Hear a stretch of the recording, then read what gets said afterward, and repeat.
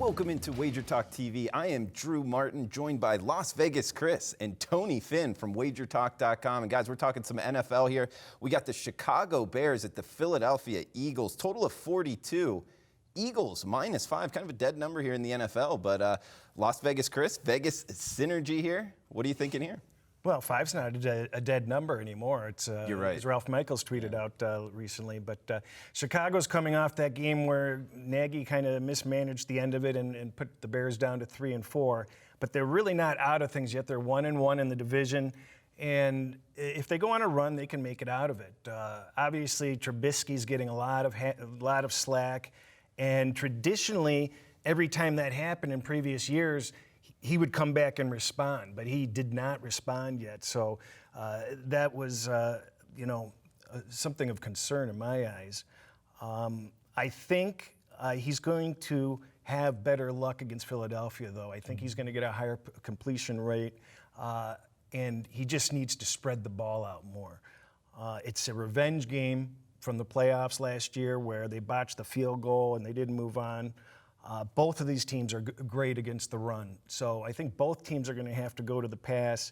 The Bears have have a worse pass defense, but Philadelphia gives up the big play. Yeah. So it might get into a high-scoring game just because I think there should be more passing on this. And the Bears play well against the tight ends. Wentz is going to have to get something out of his receivers.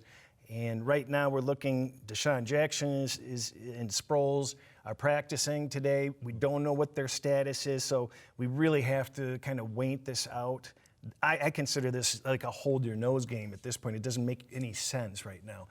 If you read all the tout sheets, vast majority of everybody is on Philadelphia, yet this line is not climbing. That kind of tells you something there.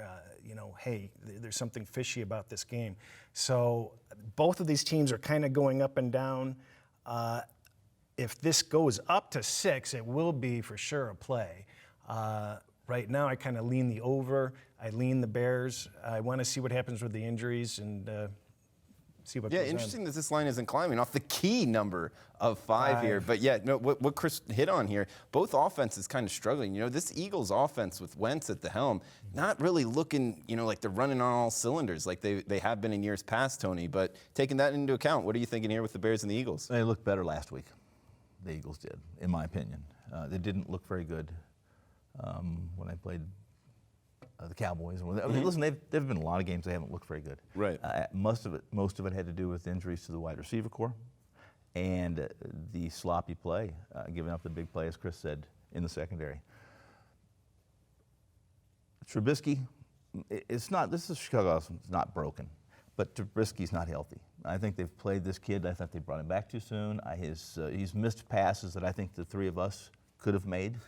Missed them badly. Maybe back in our prime. Yeah. Unfortunately for Philly, the issues they've had in the secondary are mitigated here because I don't think Trubisky's healthy. I don't think they can't stretch the field. If you can't stretch the field against Philly and loosen that good run defense up, as you said, then I think Philly's in a perfect position to not only win, and if Jackson's healthy, as Chris said, I think they win this by double digits. Without Jackson, I still think they win. I think they win by default, simply because this Chicago team is a good defensive team that can't score.